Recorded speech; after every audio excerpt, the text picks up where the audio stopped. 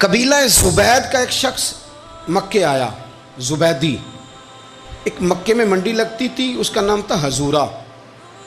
یہ جو حضورہ منڈی تھی، اس منڈی پر ابو جہل کا قبضہ تھا۔ آج کل تو نہیں قبضہ ہوتا منڈیوں پر کسی کا، حضورہ نامی منڈی پہ نا ابو جہل کا قبضہ تھا۔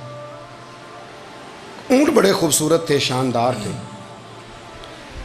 اس نے کہا میں نے بولی دینی۔ ابو جہل نے اعلان کیا خبردار کوئی بولی نہ دے۔ بڑی دور تھا قبیلہ زبید، وہ آدمی واپس لے جا نہیں سکتا تھا، مجبور ہو گیا۔ ابو جہل کہنے لگا چوتھا حصہ قیمت دوں گا اور اونٹ تمہیں دے کے جانے پڑیں گے، یعنی اگر لاکھ کے ہیں تو 25,000 کے دو۔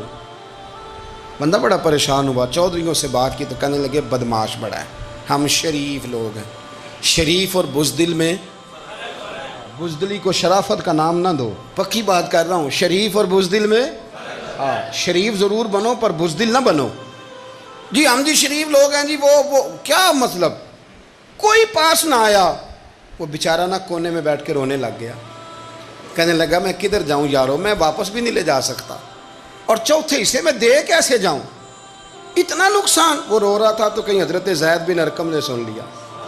آپ فرمانے لگے کیوں روتا ہے؟ کہنے لگا یار میں نے تو اہل عرب کی تعریف سنی تھی، میرے ساتھ کھڑا ہی کوئی نہیں ہوتا۔ تو آپ فرمانے لگے تو نے عربی دیکھا ہی کب ہے؟ اگر کائنات کا حسین و جمیل عربی دیکھنا ہے تو جا حرم مکہ میں بیٹھا ہے، مکھ چند بدر شاشانی ہے تے متھے چمک دی لاٹ نورانی، کالی زلف تے اکھ مستانی، مخمور اکھی ہیں نا مد بریاں سبحان اللہ، ما اجمل کا ما احسن کا ما اکمل، کتھے مہر علی تے کتھے تیری ثنا، مشتاق اکھی کتھے جال۔ تو نے دیکھا کب ہے؟ اگر عربی دیکھنا ہے نا تو وہ بیٹھا ہے، جا کے حرم میں ٹیک لگائے، مظلوموں کے والی، غریبوں کے ماوا، رسول رحمت، ایک سادی سی چادر اوڑے حضور بیٹھے تھے۔ وہ زبیدی کہتا میں آیا، نبی کریم کو بات سنائی، حضور فرمانے لگے این الجمل کا، او کدھر ہے تیرے اونٹ؟ عرض کی حضور وہ وہاں ہیں۔ فرمایا چل نہ۔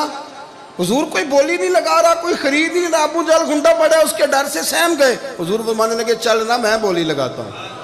اور دیکھو نرخ بازار محبت کا انوکھا ہو گیا، خود خریداروں شامل آ کے مولا ہو گیا۔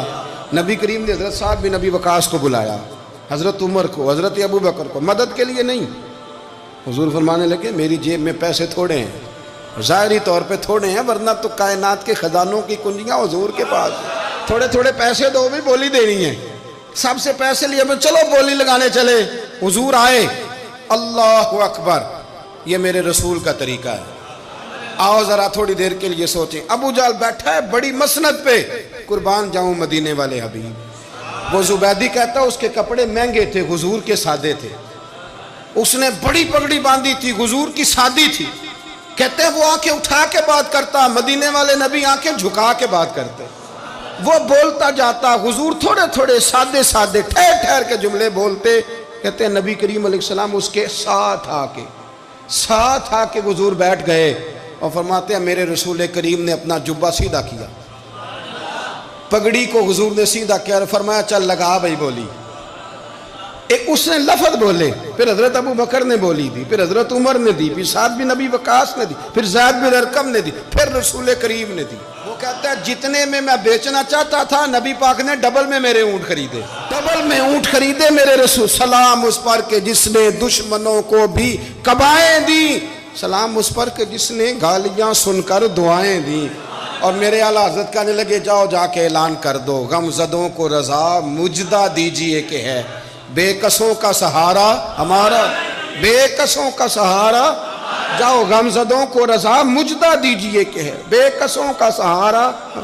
رسول کریم صلی اللہ علیہ وسلم نے نا خریدا مال، اور حضور سید عالم وہاں سے نکلے، اور نکلتے وقت حضور فرمانے لگے ابو جہل تیری آج شکایت آئی ہے، آج کے بعد نہ آئے، مکہ سارا اس کے ساتھ ہے، حضور کی مخالفت ہو رہی ہے، 40 لوگ ہیں صرف کلمہ پڑھتے، اور دین کا کام دار ارقم میں قید ہو کے کرنا پڑتا ہے، لیکن جب ظالم کے خلاف نکلے ہیں تو پھر دار ارقم میں بند ہو کے نہیں، پھر میدان میں نکلے اور فرمایا آج کے بعد تیری شکایت نہ آئے۔ کہنے لگا جی بالکل نہیں آئے گی، میں آپ کو موقع نہیں دوں گا. حضور چلے گئے تو پیچھے سارے کافر اس کے گرد اکٹھے ہو گئے, کہنے لگے ہم پہ تو بڑا روب ڈالتا ہے, اب تجھے کیا ہوا, پانی پانی ہو گیا, تم کیا کون سا سانپ سونگ گیا, بولا ہی نہیں.